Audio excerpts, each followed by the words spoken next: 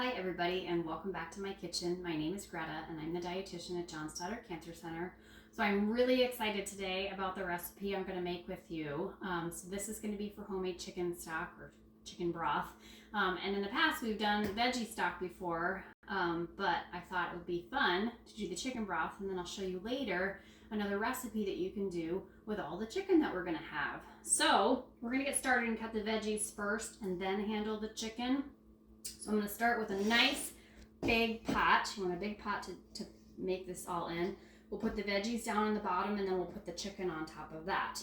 So lots of basic things. You know, I've said in the past when you're making stocks or broths that it's a good time to use up those bits of things that are in your fridge that you just kind of need to get rid of or maybe aren't looking as good anymore. So I'm starting with some carrots. The other nice thing about stocks is that you don't have to worry too much about chopping a lot. I leave the skins right on, everything's washed. So that was carrots. I had kind of smaller size carrots, so that's 3 carrots right there. Garlic, we're going to use the whole bulb. So what we're going to do, so we can get all the flavor of the garlic, you're going to turn your garlic bulb on its side and just slice right through, just like that. So it's split in half, and then we're just going to throw that right into the pot. We're going to do a couple onions. So I have here kind of 3 smaller size onions. I'm just going to half them and then quarter them. Leave the skins right on. I mean, this just couldn't be easier. So there are 3 reasons I love homemade stocks and broths. One is, most importantly, they have so much more flavor than the ones you're going to buy in the prepackaged containers. Number 2, it is a great way to use up all, like I said, the bits of things that you have left over that you need to use up. And number 3, having them handy in your freezer all the time means that you can make some really delicious food with lots of extra flavor, and it's easy because you just pull them right out of your freezer. All right, onions are going in. And you notice that so many of my recipes have broths or stocks in them, so when we have it all ready to go, it's so easy to make the recipe. All right, celery. So I have celery. This was local celery, and it's kind of big and leafy. You probably wouldn't even know it was celery. And we can use all this green stuff. We don't have to throw that away. It's going to add lots of flavor to our broth here. So I'm just going to trim the kind of ugly end off. I'm going to put that in my compost bowl. I know in the recipe it called for like 2 stalks of celery, but these are so tiny, the stalks are so tiny that I'm just doing kind of a little bunch here. That's the nice thing about these things too, is you don't really have to worry too much about a lot of measuring. You know, if you had fennel on hand, you could throw that in. You could use, you know, various things, whatever's going to infuse lots of really good flavor in this. All right. The other nice thing about making your own is you can control the salt. You can not add any salt at all, and that way you'll just salt whatever dish you're putting it in. And I'm putting this green stuff in because it's full of flavor, and it's going to add lots of flavor to my broth here. So I'm just kind of chopping through it so I can get it down in my pot. Not wasting, using it all. I always tell a story when my daughter was little and she was sick. I used to warm her up a cup of my homemade broth, and she insisted it made her feel better. So she then started calling it the Magic Broth. So we always joke, this is the Magic Broth. All right, now for some extra fun things. I've got a little bunch of flat leaf parsley here. I'm gonna throw that in. And then I grow herbs. So, and you always get, you buy those packages of herbs, even if you don't grow your own, you're always left with a few stems of the extra pieces, and you're like, what am I going to do with them?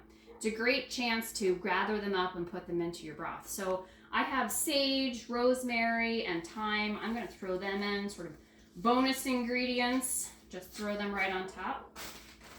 I'm going to throw in a couple bay leaves.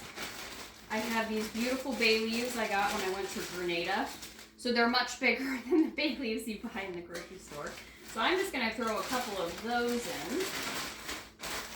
All right. The last thing, I'm going to throw in a few peppercorns. Instead of doing pepper where you would like see, flecks of pepper in your broth. If you want a nice clear broth, the trick to get the pepper flavor is to just throw in some peppercorns. If you don't have peppercorns, you absolutely can just add some pepper. All right, I'm gonna move this cutting board over. That's my veggie cutting board. I'm gonna come to my chicken right here. So this is another nice thing. I'm gonna use a whole chicken, and these are very inexpensive. When you buy the whole thing, it's much cheaper this way to do this. So you need about 3 to 5 pounder of chicken, and this is local chicken. This is Iowa chicken I got from the Iowa Food Co-op, which I love because it is so much more flavorful.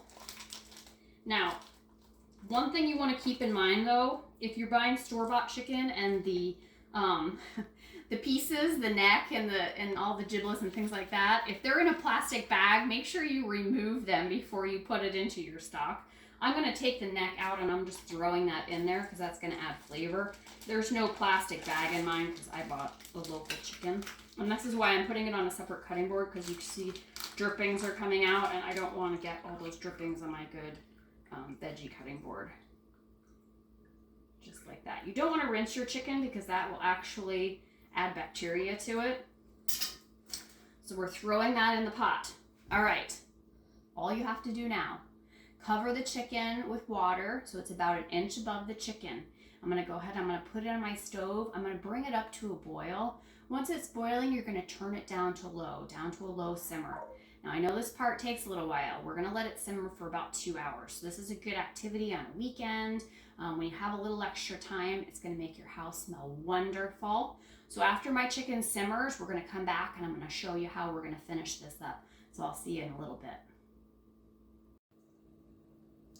Okay, I'm back and it's been about 2 hours and my stock has simmered. So I did add a little bit of salt while it was simmering. That's probably the best place to season it once it's simmering, if you're going to add salt to it. So I let it cool for probably about 15 minutes so I could handle it a little bit better. So I'm going to show you how I finish it up. So I just have a big container and I have a strainer so we can strain it. And I'm going to start by taking a little bit of the liquid out. I'm just going to put it through my big strainer.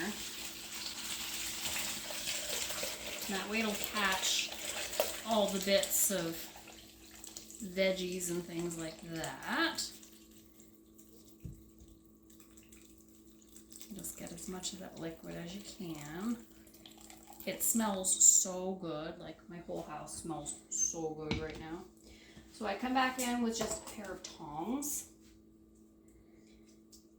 And I'm going to get some of that veggie off the top. So the chicken, if I can pull the chicken out, it is so done that it's just falling right off the bone.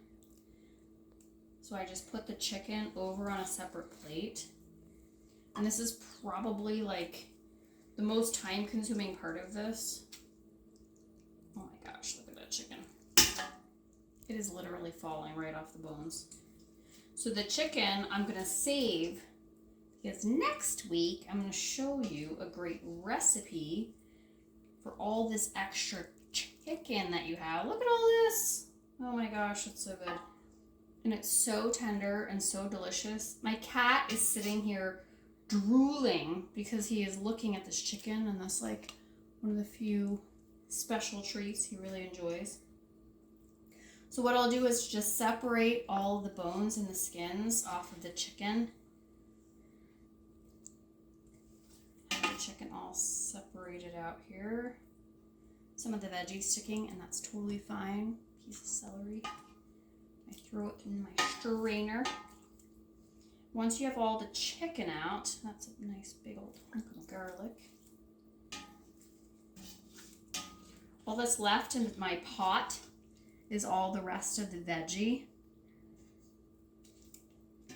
And there's a little bit more liquid. I'm just gonna put that through my sieve right there.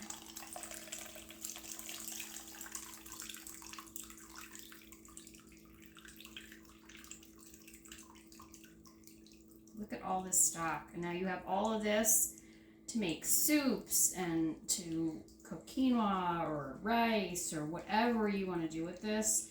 And so many of our recipes that you have seen have some kind of broth or stock in them, and you have tons of that. The leftover veggie at the bottom, you can just throw in your compost bowl or in your compost pile. Just like that.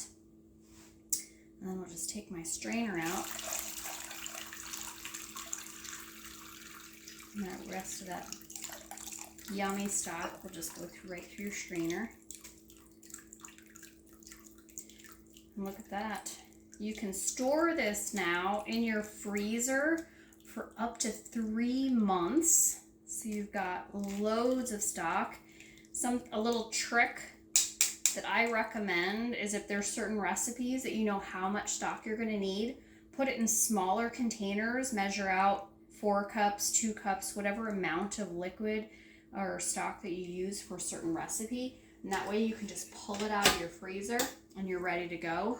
I'm going to go ahead and take all the bones and the skin off the chicken. I'm going to put that in a separate container, and I'm going to go ahead and put that in my freezer. And next week, come back, we're going to have a great recipe for white chicken chili. And we're going to use all that delicious chicken. So we've got beautiful chicken broth. We've got chicken. And thank you for watching. Enjoy.